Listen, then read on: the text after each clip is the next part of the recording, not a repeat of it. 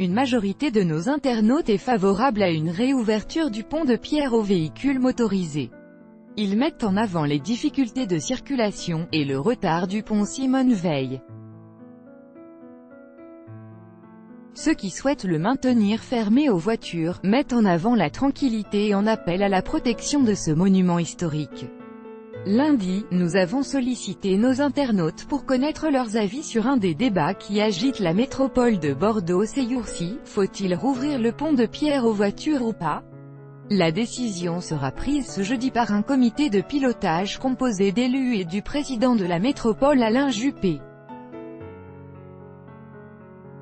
Certains se sont déjà prononcés en faveur d'une réouverture du pont aux véhicules motorisés, comme le maire de Floirac, qui met en avant l'aggravation des conditions de circulation rive droite, et le retard pris par le chantier du pont Simone Veil, qui n'ouvrira finalement pas avant 2021. D'autres, comme le maire de Bègles, estiment au contraire qu'il faut continuer à réserver le pont de Pierre aux piétons et aux cyclistes, et trouver de nouvelles solutions, comme le covoiturage, pour décongestionner la métropole. Ceux qui travaillent loin de Bordeaux sont obligés de prendre la voiture. Notre consultation auprès des internautes n'a évidemment pas la valeur scientifique d'un sondage. Sur une trentaine de témoignages, un peu plus de 60% des personnes s'est prononcé en faveur d'une réouverture du pont de Pierre aux véhicules motorisés.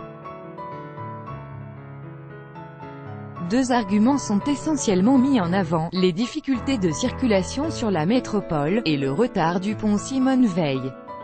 Marilène Lahutré-Majeté estime ainsi qu'à part les bobos cyclistes qui ont la chance de circuler à vélo, ceux qui travaillent loin de Bordeaux sont obligés de prendre la voiture. Elle ajoute: ces privilégiés n'ont qu'à venir sur le pont Saint-Jean à 7h30 pour apprécier les encombrements dus à la fermeture du pont de Pierre. 15 minutes de trajet en plus tous les jours, sans compter l'idée faramineuse d'ajouter des feux qui stoppent et bloquent encore plus l'accès au pont. Cindy Ventura s'exaspère: c'est une espèce de chantier pour traverser d'une rive à l'autre, c'est aberrant. Même sentiment d'agacement chez Alexia de Castro: il y a des milliers d'habitants, de la circulation à n'en plus finir, et on veut nous enlever un pont. Meloul, Coco.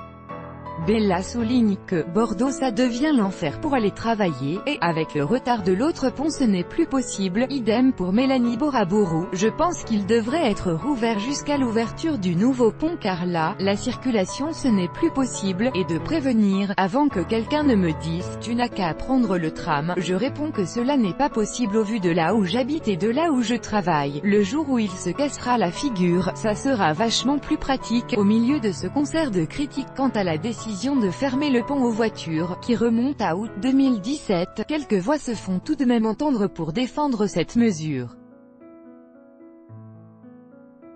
Elles mettent en avant, essentiellement, la tranquillité pour traverser le pont désormais.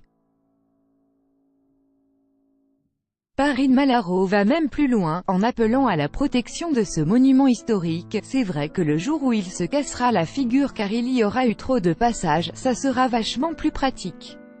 Le tram, lui, limite l'affluence, la pollution, et cette mesure favorise le sport car moins de voitures égale plus de vélos et de marches. Bref, le débat continuera de faire rage entre les habitants éloignés de la rive droite obligés de prendre leur voiture pour se rendre à Bordeaux, et les résidents du centre de l'agglomération qui ont le choix entre différents modes de transport doux,